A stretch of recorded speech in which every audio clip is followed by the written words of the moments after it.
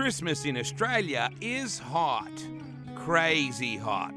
While our American friends are trying to stay warm by the fire, Aussies seek the cool water of an ocean dip. Temperatures sear into the low 40s. That's over 110 Fahrenheit. But for some, the cool sea isn't for them.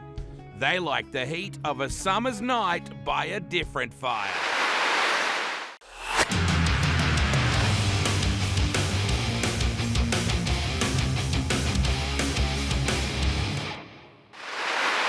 This is Brandt Sprintcar Speedweek. 5 nights, 5 tracks, in just 7 days. It's the Aussies against the Americans, racing for national pride, fan adulation, and over $200,000 in prize money.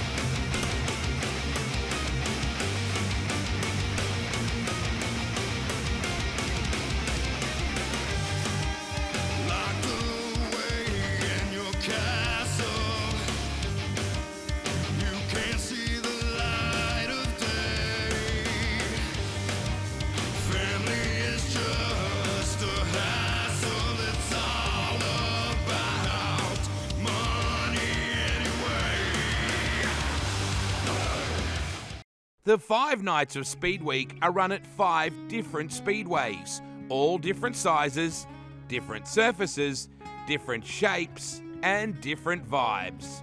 Murray Bridge Speedway, Borderline Speedway Mount Gambier, Avalon Raceway, and Premier Speedway Warrnambool have been a staple diet for Speedweek since it started 21 years ago. This year, there's a new kid on the block. The brand new Tolmer Speedway in Bordertown, South Australia. It's a direct copy of the legendary I-55 Raceway in Pevely, Missouri, but we'll get to that later. So what is a sprint car? Well, it weighs less than this, has 900 horsepower running from that huge methanol-burning 410 cubic inch engine through the driveline right between the driver's legs, and has a better power-to-weight ratio than a Formula One car.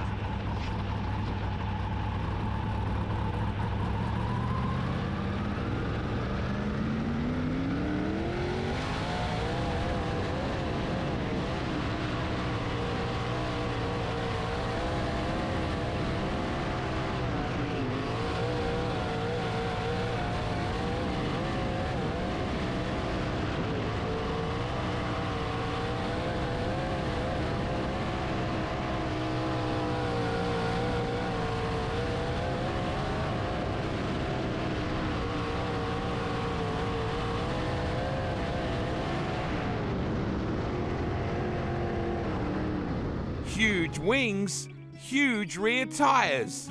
They need the wings because, well, sometimes they fly.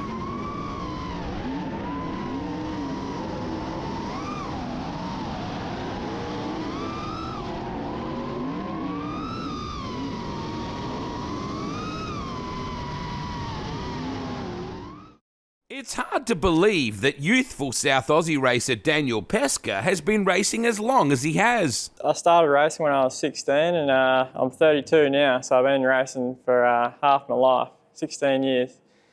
And maybe as a driver I've sort of smartened up a little bit, as you have to, because these things cost a lot and yeah, if you're not real smart, it can get expensive. Pestka celebrates his birthday as Brandt Sprintcar Speedweek heads to Tolmer Speedway for round 2. That's twice as many reasons to blow out the candles. New Tolmer Speedway is awesome and I can't wait to be there on my birthday. It's probably, my birthday won't be the most important thing on that night, that's for sure. So I'm looking forward to having the first race there. From dirt karts to sprint cars and even motocross, Pestka has always been racing on dirt. The go-karts, like dirt karting in South Australia is huge and it just teaches you so much racecraft, keeping momentum and all that sort of stuff. And obviously go-karts are pretty sideways like a sprint car, so you sort of learn that feeling of being sort of the slide, I guess. You know, when you even doing a slide job and stuff like that, you sort of need to be aware of how far the car is going to slide, and it's important in a lot of ways for all that sort of stuff with the sprint car racing. After 16 years in the game, do sprint cars still surprise him? Oh, definitely. Every time, you know, hot laps at the start of every night when you put your foot down, it just sits you back in the seat like you wouldn't believe. And they're a cool race car to drive. I never get sick of it. I love the feeling of getting a good result, but it's definitely a hard motorsport. Like it's, there's a lot of late nights and a lot of hard work goes into running these cars and a lot of money. So you don't take it lightly. You always, you sort of take it pretty seriously. How does this team work? Very lucky and got some good car owners in Jamie and Sandy and James Stark, and sort of where we started 4 years ago when I started driving for the Starks. We sort of built it into a pretty, it's a pretty cool team to be a part of. It's a lot of fun, and the boys love racing, so we're always travelling somewhere and racing. It's just a good vibe there. So what's the coolest part about driving a sprint car? Just as you turn in, I reckon is the most exciting part, and maybe running a big cushion. Like I remember racing Parramatta with a huge cushion, and that was awesome, that place. So yeah, things like that are definitely cool in the sprint car. The competition, that doesn't really scare me anymore. It's, I grew up racing against my heroes, so that's a different thing to what it is today. They're sort of all retired now, and to race against all the good Americans and all that is, cool. Cool do we get to do that for a week or two. Pestka won the biggest race of his career at Premier Speedway for the Max race in the lead up to this series. So what's his ambition for Speedweek? Just try to get some top fives and keep consistent for the whole week, I think, will be the goal. And get those time trials and start up the front and try to finish there. Today, we head to the bridge and get things really cracking.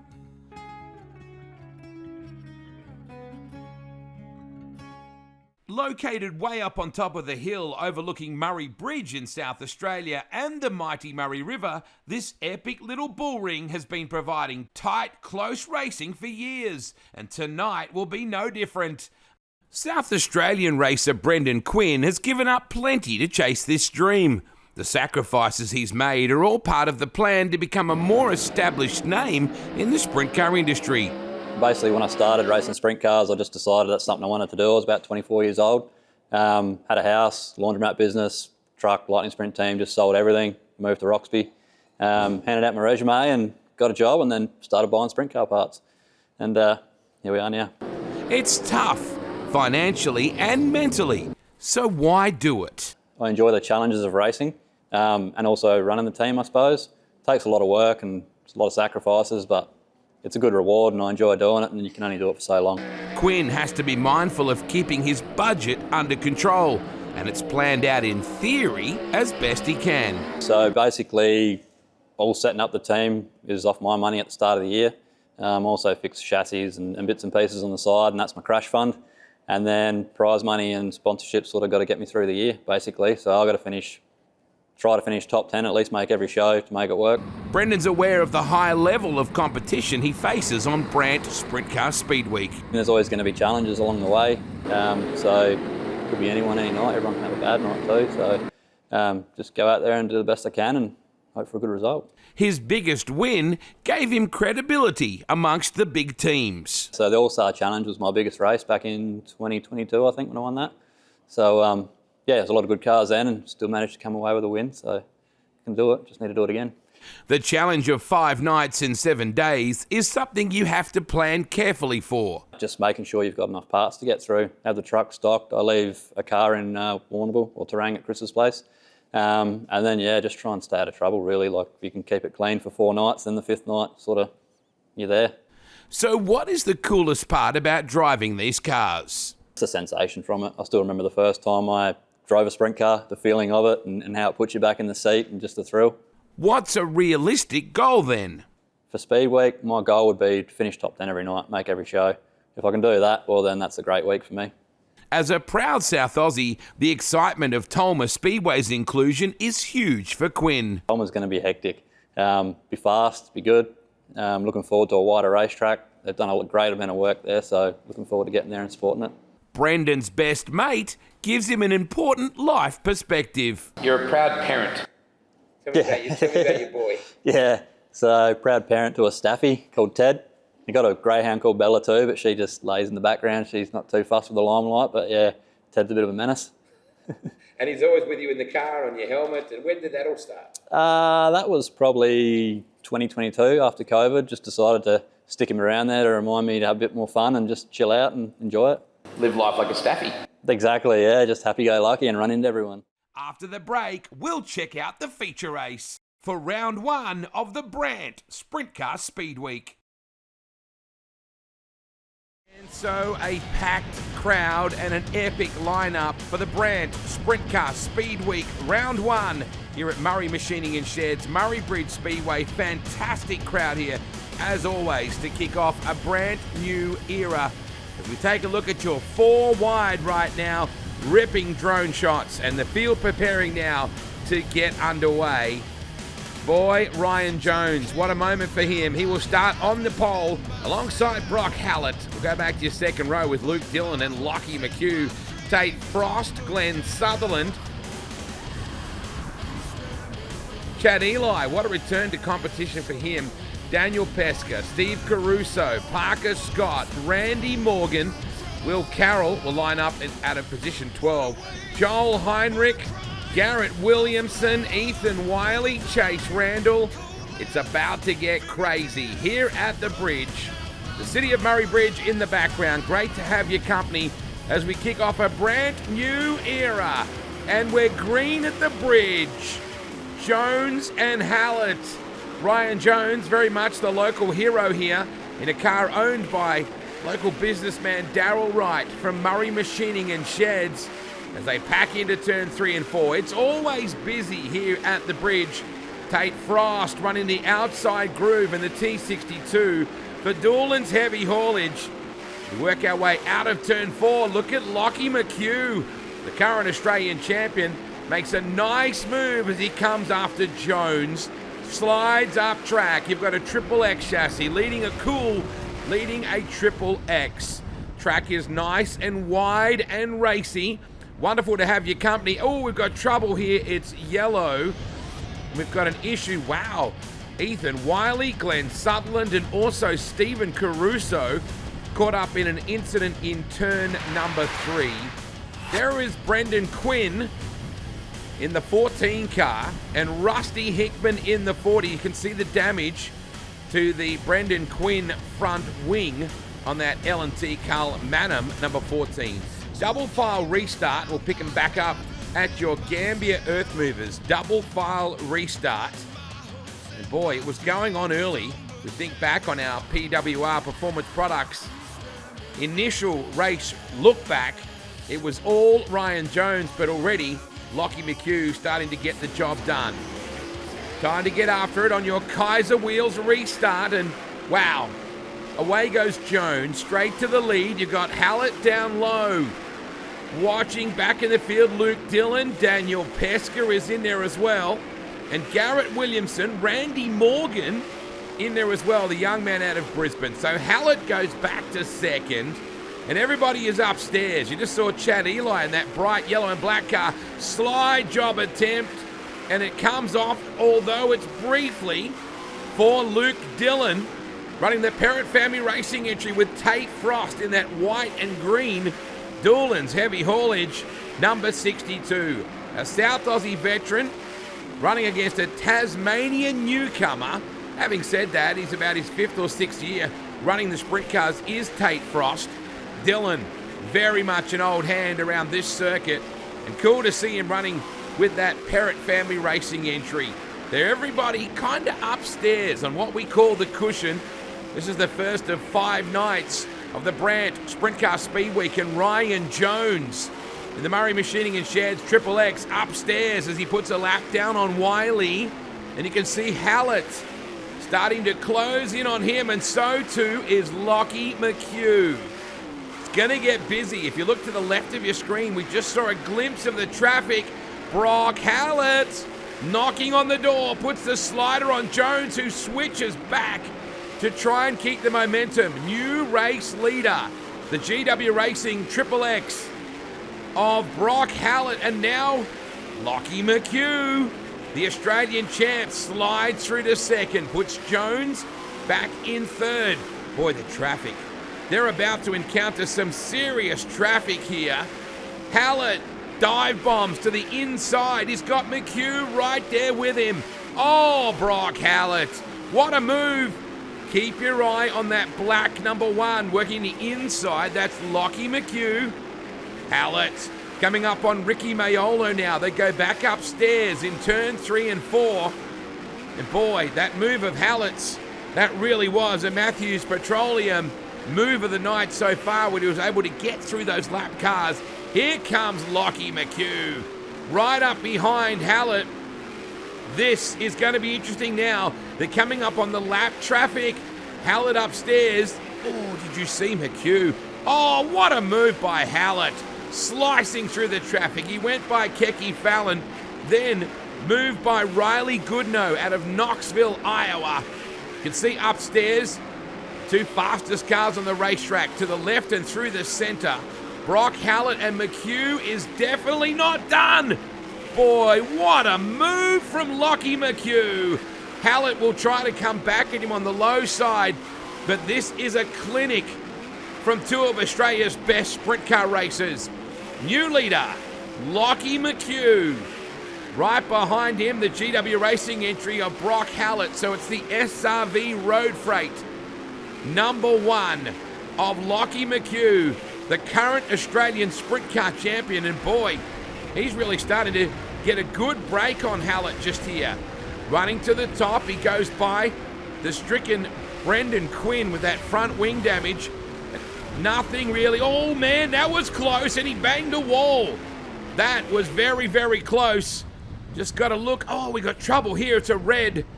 So car on its side. That means we will come back to a restart. And the first of our red light stoppages. Crash crew quickly on the scene as we have a look once more at the replay just here. And it's just so easy, unfortunately, to get tagged into the wall like that. That'll bring us back to a caution, our Sunnyside Instant Lawn replay. And it's not hard to do that, unfortunately, when you get into the wall up high on a cushion like that. So Parker Scott, the Mount Gambier teenager, crash crew quickly moving on to the scene. Go. I'm Chris Sutherland and my dad's Glenn 20 and you're watching Sprintcar Speedweek.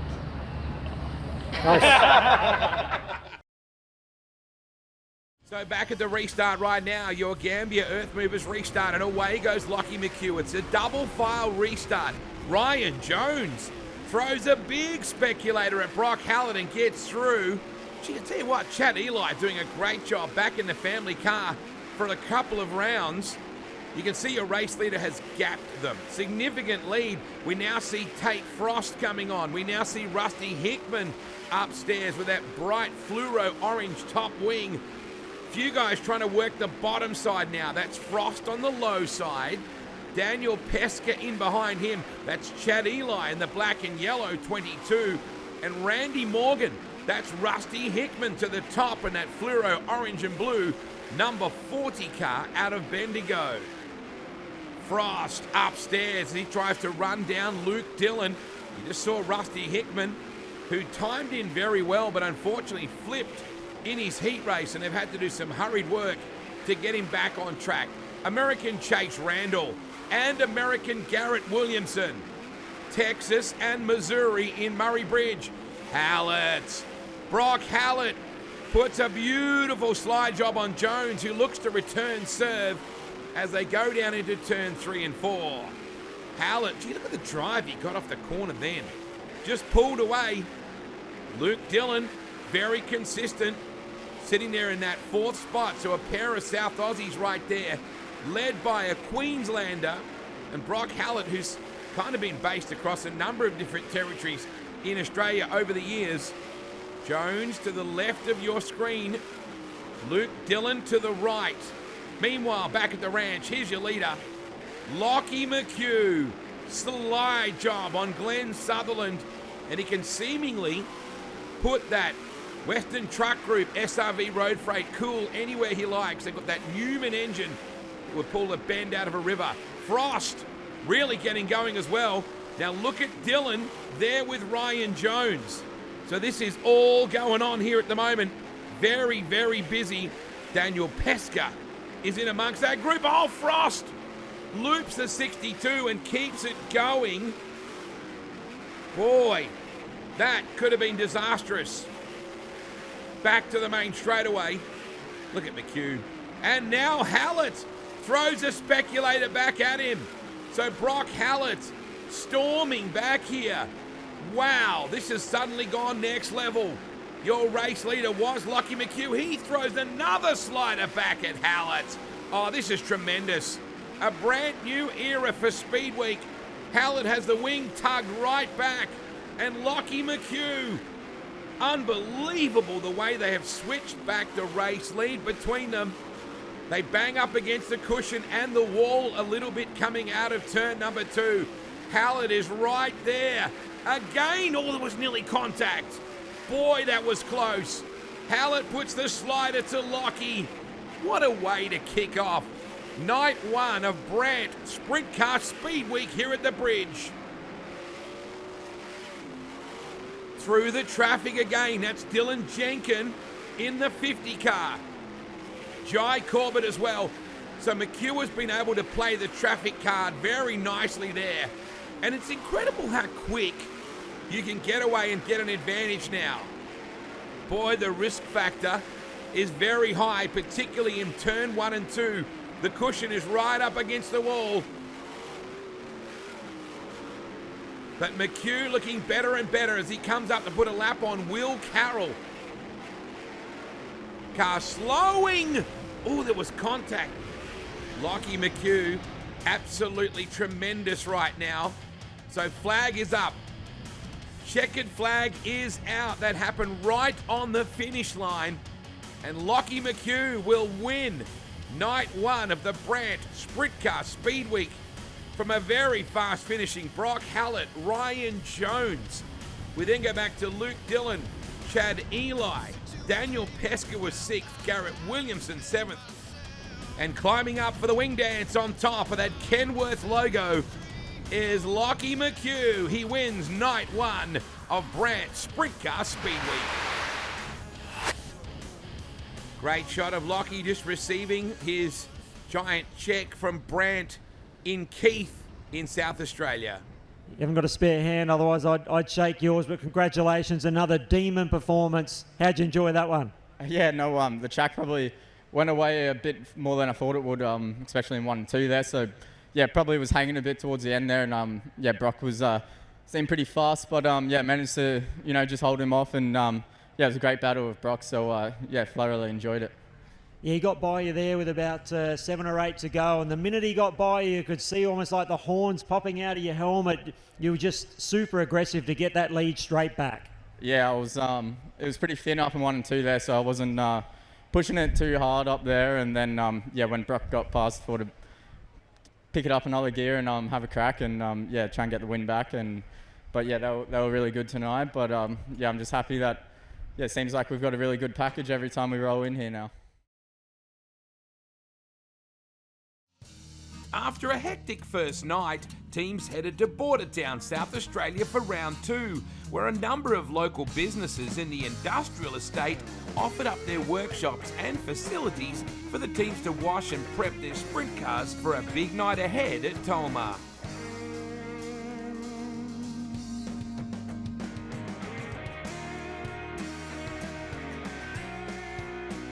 Former 2-time Aussie champ David Murcott is now helping Warrnambool youngster Peter Dukas. David Murcott, you've been through this for Speedweek before. You know the grind. Now you're on the other side of the spanners. Yeah, I guess, just out here enjoying Speedweek. You know, what else would you do after Christmas? Exactly right. Right now you're actually having to tweak the chassis. What's going on there? Yeah, unfortunately Pete was involved in somebody else's crash. He just had nowhere to go and didn't really do a lot of damage. It took the top wing and the front wing off it, but it actually pushed the down tube in far enough where it was basically touching the air cleaner. So we're just going to try and get it as straight as we can tonight rather than put a new car together, which is a lot more work. So we've got the porta power on it now, trying to give it a bit of a tweak. Do you love this as much as you did when you were racing? Oh yeah, I kind of do actually. You know, even though I love driving, I was always involved in the cars and working on them, and the technical side of it are part of the racing that I really loved as well. So been able to continue on with that. It's been good. And you like mentoring him, because I'm getting that's part of your role as well. Yeah, I don't know. I guess I try and mentor him a little bit, but as I said to Gavin White earlier, like good drivers don't need instructions and bad drivers don't listen to them anyway. So I guess Pete fits in there somewhere. Good work.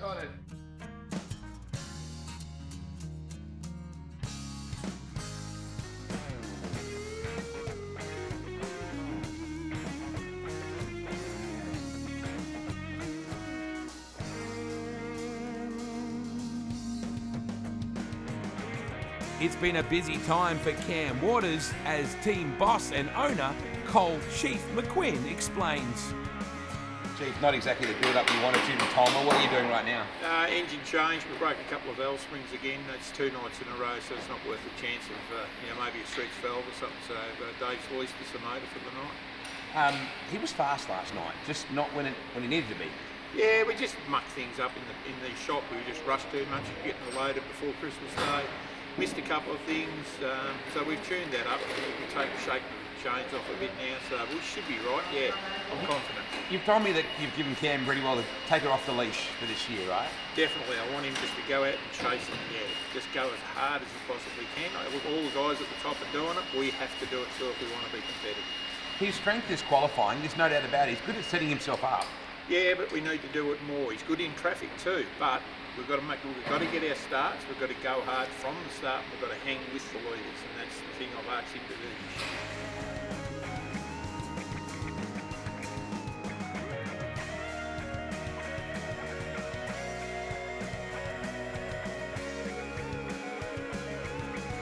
All the teams appreciated the hospitality from Tatiara Truck and Trailers, All Ag and Auto, Bridgestone Tyre Centre, Sunnyside Instant Lawn and Brandt Bordertown, to name a few. With preparation work done, it was time to head on down the road to Tolmer Speedway, where the challenge for crew chiefs was changing the race car setup to an entirely different track layout from the night before. Crew chiefs Nick Speed and Mouse Green had the challenge at hand. Nick, tell me about the 5 different places that we go to and how they're different in terms of their shape, their size, starting with Murray Bridge. Obviously the size is probably the biggest thing. Murray Bridge, Avalon, Mount Gambier, not all that different. Obviously every track's got its different characteristics, but size-wise and gearing's not a huge difference. So that's probably one of the biggest things. We come to a track like this tonight at Bordertown here, and it's obviously new, but it's a lot bigger, it's a lot more banked, so there's probably a bigger change for here. Probably more similar to a Warrnambool type situation than the other 3. So the width of this place, does that have any factor in how you can allow the car to move around on the track a bit more? Or do you need to be so mindful of the operating space? Obviously, I believe a wider track's better because the driver's got a bit more room to move around. You know, you can open his entry out and turn it back down, and that's what makes good racing. If we had the same track everywhere you went, your role would be less challenging, I would think, Mouse. Here we are at another venue, completely different to last night. Is that what you love about this? Yeah, every track we go to, there's always different aspects that you got to take into consideration. And yeah, this is a bit faster, a bit free-flowing, and rely on your wing a lot more, which comes down to the driver a lot. So you want to try and not turn the wheel as much as you can, but the car needs to rotate as well. Okay, so that's a challenge for Marcus and you. Yeah, absolutely. Yeah, you definitely need the car up and going. You don't want it, too down because the speeds are up around here, and you need to get through the corners as quick as you can. Does a track like this excite you as a crew chief? Oh, absolutely. Yeah, just it's all a bit new for everybody here at the club, and just knows me.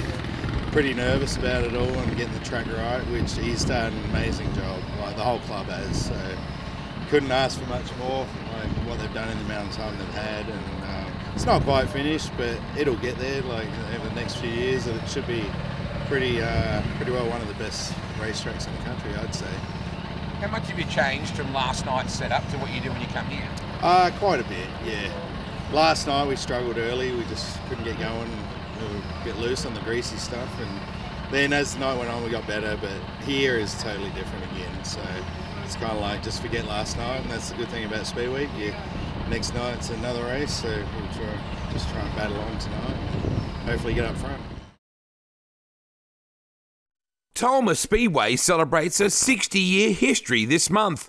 Only this year, that celebration has taken a spectacular twist.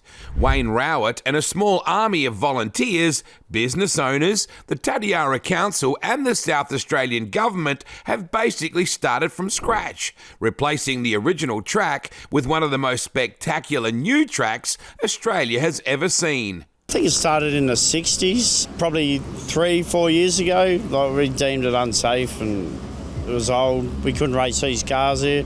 I guess we had one in the shed, so you got local hometown, can't race it there, so build something we can race. How much of the original did you keep? The pole line's pretty much original. I think the pit canteen's still there. Other than that, pretty much everything else got pulled out. From the time you said let's do this to the time you opened the gate, what period of time was that? It's 3 years. Were there times when you thought, what am I doing? Yeah, towards the end. Like just trying to get it finished. Like we had this race booked in for the 27th. Just trying to get everything finished and get it ready to race on. It was a fair old battle. It wasn't just me, it's like all the girls, like they put a massive effort in to organise ticketing and all that. Like pretty much running another job outside of what they're doing. Rowett asked a number of high-profile drivers what their favourite track on earth was, then made a call to I-55 Raceway in Peevely, Missouri. Pretty much just got in contact with them and, you know, we want to build a track here and we'd like to copy yours. Can we organise to get someone go fly with a drone and map it? And, yeah, they were all cool with it. So, yeah, that was probably the easy part. One of the real eye-catchers is the amount of water required for the surface and how you water it. Have you measured how many gallons, how many litres of water you put into it to get it ready? 800,000 litres we put on it. The last 3 or 4 weeks been a big push to get that water cart going we got going. For that reason, just because we're double the width, that means double the water, double the time out there to do it. A smaller truck, you go put a load on and it's dried out before you get back with the next load. So the idea of the water truck come from the old track, John Jenkins at Tatiara Trucks. He built it like it's an old railway fuel tanker and made a 10-metre boom on that to keep the traffic off it while we're watering. So I guess we couldn't use that because the width of the track, so we had to come up with a boom that would do the 24 metres. So I guess that comes back to the farming days. The sprayers we're using now, 48 metres wide. So we went to Gold Acres in Ballarat to get their input and get the design, get the strength, how we could achieve to make it water in one go. It worked? It worked really well, yep. We got a few little bugs dying out of it and, you know, just trying to get a bit more water on the fence, up against the fence a bit more even. We're using GPS to do the laps with it. So we had Brandt there with their guys with the GPS. We mapped out a boundary on the fence and then they adjusted our boundary where the tractor had to run, or our AB line. And then we had to muck around with that to get it to go into the corners properly so the boom would stay a metre off the fence. Would be pretty close, I reckon. Knoxville, Iowa sprint car driver Riley Goodno grew up in the sprint car capital of the world. So when did sprint cars first come into his mind? Ever since I can remember, really. I mean, I've been going to races there since I was probably about 10 years old and been racing since I was 6, going to English Creek. That's about 15 minutes away. And then Yeah, and then when I turned 16, I just got into sprint cars, and it's been that ever since. So, is there any history of racing in your family, Riley? Nope, no history. How did it all start? I just think my dad, I think he was always a NASCAR fan, and then he moved to Des Moines, and someone told him about sprint car racing in Knoxville, and then he went to it, and then he started sponsoring a car, and then all of a sudden he just decided to own his own team, and then he made his own team and had a few drivers in it before I was 16, and then he just gave it to me. Coming from the bigger USA tracks to the smaller Aussie ones has its challenges. Trying to get back into it again, and it's just just the speed, the difference, and it's just about it really. It's about the speed, and at Knoxville you really need the wing. You need the wing to do a lot of work, and here you just kind of need more back it in and use your feet and your arms to control the car. So what is it like to drive a sprint car? Yep, because we got a driver's license at 16 in America, so yeah, I was probably driving them before 16 at one point, but yeah, I don't really know how to describe it to people. It's just a real thrill that you don't get with anything else. The idea of racing on the other side of the world is something he now understands. I never really thought I would come over here and race until Dave finally asked if I wanted to race over here, and I couldn't take up the opportunity, and I can't thank him enough for letting me do this twice now, and hopefully we can do this more in the future, but we'll see what happens. So how does Goodno believe Americans view Aussie sprint car drivers? I just think very aggressive driving, just how small the tracks are, and just because no one's really doing it full time here, so everybody's doing it just for fun. I mean, I just think that it's a lot of fun over here running with these guys, and I think they show a lot of respect on the track. No one's really running into each other and spinning each other out, but it's been cool. Riley enjoys the different aspects of Australian racing, both on and off the track. Doing that pit party at the beginning of the night is pretty key. I mean, they should probably do that more in America, but yeah, you guys there's always a lot of fans at every race and a lot of support. He and fellow Americans Chase Randall and Garrett Williamson are all Knoxville Raceway products and have raced together a long time. I've been racing against those guys since micro days, and we run at Oklahoma and all that, so I've been racing with those guys for a long time, and it's just cool to see them over here too. Third-generation racer Marcus Dumesny grew up around Sprintcar Speedweek, watching his legendary dad Max ruling the roost. He'd like to do the same. Yeah, definitely. It's something grew up attending to when we were younger, and always on the road, spending Christmas and whatnot over in Warrnambool, things like that. And you watch Dad win a fair few of them, it'd be good to get one of them, but see how it plays out. But looking forward to it. For almost 10 years, he's raced for the family team, but this year he's exclusively with Rowett Motorsport. It's same, but different. It's new, but it really isn't. We raced back when I got my first win at Warrnambool. That was Snow's car then. Me and Mouse, Steve-O. It's still the same operation. Still kind of runs that like that, but except we got Snow involved, and it's just a fun ordeal. You know, everyone gets to be involved, and now that Bordertown's back, or Bordertown's in the picture with the invitation of Peevely, it's something that's unreal to be a part of, and definitely add the spark to racing. Crew Chief Mouse Green is an invaluable asset to Marcus's program. Their chemistry and understanding is crucial. It's a bit of give and take, and I think that's when you want to be a successful racing team in any discipline, that's what it takes. You can't just hop in the car and expect it to be perfect without giving any input, and same vice versa. Days change, things change, and you got to bring all the knowledge you can to the party and make it work. After almost 10 years in the sprint car saddle, Marcus still loves it. It's what you grow up doing, it's part of your life. Some people say you wouldn't know any better, but I do know better, but I still, there's nothing that fulfills you like hopping in one of these things and banging it around the boards, getting upside down. It's just all the above. There's nothing quite like it, and in my eyes there's nothing that ever will be, and it's just that pure love of sitting in one of these cars that continuously will bring me back. There's nothing like it. Dumesny has raced in the USA as well as Australia. He knows they're two different worlds with one similar passion. He also understands what it's like for the 3 young Americans he'll race in the series in Australia.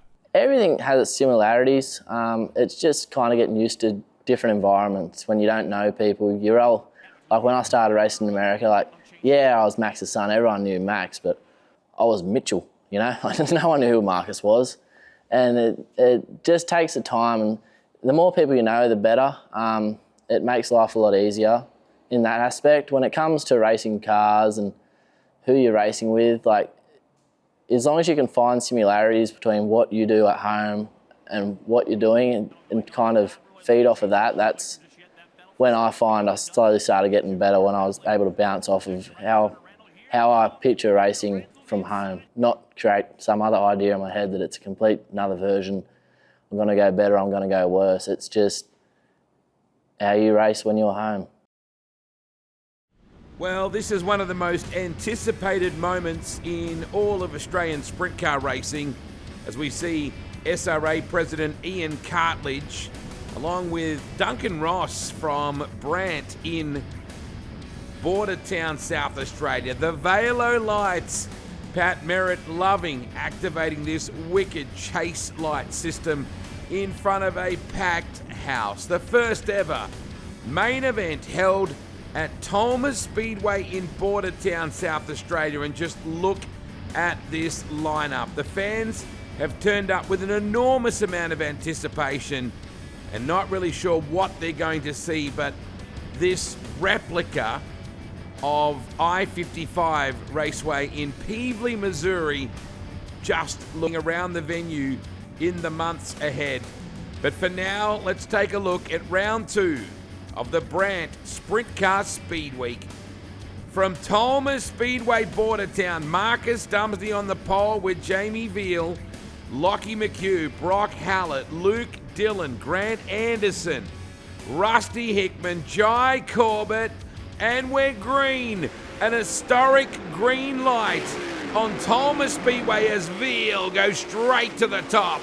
Marcus Dumesny driving for one of the real principals of this speedway, Wayne Rowett. That's his team owner. Boy, Jai Corbett right up against the wall just then. As they head down into that sweeping turn. Rusty Hickman looking to put the move on Lockie McHugh. They work their way out of turn number 2. Huge field, 24 cars on this racetrack for the first ever A-Main. You can see Corey McCullough down low, the ex-Warrnambool Classic champion. Nice to see him here. There he is down on that lower side of the racetrack in the 90 car. Hickman, you can see Grant Anderson running the top. Luke Dillon through the middle. A wheel stand from Jai Corbett just then in that Corbett's group, number 10. He's running the top of this racetrack. Tate Frost down on the bottom now as well with Corey McCullough. So 2 or 3 different lanes. They can run 5 wide around this place. Anderson upstairs. Grant Anderson set the quickest time in qualifying. He's the fastest man ever from the qualifying sessions we had at the start of the night. At Tolmer Speedway, Grant Anderson is the quickest in qualifying. So we settle down into some kind of a rhythm just here. Boy, you can see Dillon as we go yellow. He was just, there's problems here for Jai Corbett in that Corbett's group number 10. And that allows us to take a quick breath here from Tolmer. Boy, they were getting around here at frightening speed. Double file restart. Marcus Dumesny, do you dare to dream? Can he win the main event for his car owner, Wayne Rowett, who also is the principal and the man responsible, along with his fantastic and supportive group of family, friends, sponsors, local community businesses, and so many more that have become part of this dream and this field of dreams here at Tolmer. Can Marcus deliver? Brock Hallett closing in on Jamie Veal. Here comes Lockie McHugh. The intensity has really gone up on that Gambia Earth Movers restart. Boy, upstairs on the cushion. McHugh and Hallett, Hickman and Tate Frost. Anywhere you look, there's something going on. Hickman barrels up the inside and that peerless number 40 J&J, and you can just see Lockie McHugh looking to return serve. This is phenomenal. It's what we promised the fans they would get. It's what Rowett and his team said they could produce with this racetrack. There is Grant Anderson. He buys into the argument. Oh, did you see that? Rusty Hickman was so incredibly close to the wall. Tate Frost running on the extreme inside in that Doolan's heavy haulage number 62 car. We work our way down really close to this wall. They're at extremes of this racetrack, the extreme top and the extreme bottom, and everybody finding a groove. There is Glenn Sutherland in the Gambia Earth Movers number 20 car. You just see Brock Hallett in there as well. Jamie Veal for the first time during Speedweek. He's got Bobby Daly down low as he puts a lap down on him. They're spread right out except for Veal and Hallett now. And McHugh is starting to loom as well. So Marcus Dumesny is your leader. Boy, did you see the dive bomb just then? Daly was trying to get out of the way in that blue number 8. Lockie McHugh upstairs with Brock Hallett. Veal to your left. And Marcus Dumesny at the moment has the lead and a reasonable amount of room up his sleeve. The SRV Road Freight number 1 is coming. Boy, here comes Lockie McHugh coming after Veal. Sly job. Gets it done there. Veal goes back to the middle and drops to the bottom. Brock Hallett starting to get some real momentum on the top side as well. Boy, look at this. McHugh is really starting to rumble. He's starting to make ground on your leader, Marcus Dumesny, who's coming out of turn 4 just then. Boy, the traffic here. That's Dylan Jenkin just ahead of Lockie McHugh in that red, white, and orange and black number 50. Tatiara Truck and Trailers has been one of the real prime movers of all the developments here at this circuit. And Dylan Jenkin, welcome him back to competition. They're coming up now on Dane Court, putting him a lap down. Look at the top wing on Brock Hallett. So Veal trying to hunt down McHugh. There is Jai Corbett. So Marcus Dumesny, the black 47, is your race leader. He's looking to put Corbett a lap down if he can. Veal is closing in. So too is Hallett. And we know Lockie McHugh, after last night's win, is desperate to go 2 from 2. Hallett closing right in on Veal now. Boy, this is tremendous racing here at Tolmer Speedway in Bordertown. Hallett has that top wing dragged right back. So too does Jamie Veal. Both these guys having raced in the USA this year. Veal concentrating on the West Coast side of things, whereas Hallett went to the Midwest. You can see Lockie McHugh starting to make some ground. Now, Dumesny, is there a bit of smoke just coming off the Valvoline 47? The Rowett's Motorsport entry through the lap traffic. Beautiful move on Will Carroll. He's got Brendan Guerin in there as well. Kecky Falland in the Ford. And Marcus realizing time is getting away. He's almost end of this. It would be a dream come true for him to deliver. But you can just see Lockie McHugh is closing in. Marcus dive bombs on the traffic up to the cushion, and it's a substantial one at that. There is Peter Dukas. He's running the inside of that Giblin Family Homes number 98 car. There's the gap between the leaders. Dumesny in that black 47, and just behind him is the Australian champ Lockie McHugh. You can see smoke coming off the left side of the 47. McHugh is closing in. Oh man, Veal is getting close as well. Can Marcus hold on? There can't be more than a couple laps to go. McHugh having a really good look here, gaining momentum. Marcus goes through the middle, probably trying to chase a bit of rubber. They go by the virtual flagman once more. He's going to come up on Corbett, try and get this move made, and he does. Going through the middle, trying to work the top on Tate Frost. Oh, McHugh! Here comes Lockie McHugh, right up behind Marcus, and he finds the run off turn 4. Lockie McHugh side by side with Marcus. What a battle! Marcus nearly tagged the wall on the main straight. Veal is coming as well. He's in third, but Lockie McHugh has timed his run absolutely perfectly. Wow, what a drive. The SRV Road Freight #1 with the wing tugged back is rocking now. He's found the sticky groove. Dumesny back there in second. Veal closing in third, but an historic drive. Look at the smoke coming off the right rear for Lockie McHugh. Boy, he timed that perfectly. Checkered flag is out. Lockie McHugh is the first ever main event winner at Tolmer Speedway in Bordertown, South Australia. He'll go into the record books. What a drive. Marcus Dumesny will be filthy, but he really didn't do anything wrong.